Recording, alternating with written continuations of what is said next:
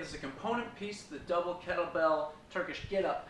Now, what we were talking about in that blog post was that it's difficult to make the transition from this piece to this piece for some athletes because they lack the internal rotation out of this side. Now, honestly, some people struggle with this piece as well. It's just too much of a spread of their legs. So, two things you can do to help out with that. One is something I refer to as that hockey stretch. You start from a squat, then just drop down to one side. Now, this is the side we're trying to stretch. If you open up this angle of your knee into about a 90-90, see how it lifts this hip up in the air? If I support that knee, and then I try to drive that hip back down toward the ground, I will be unsuccessful. This is going to lock up inside the hip pretty quickly, and that's fine.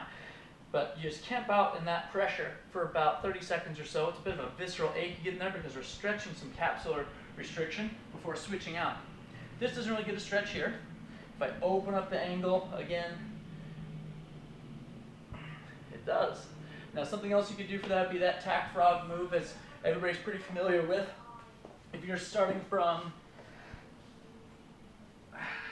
this basic setup, feet engaged and push down into it, you can internally rotate out of that. And also this is a chance to work on that hip abduction to be able to get into that big open piece of the double kettlebell Turkish get-up.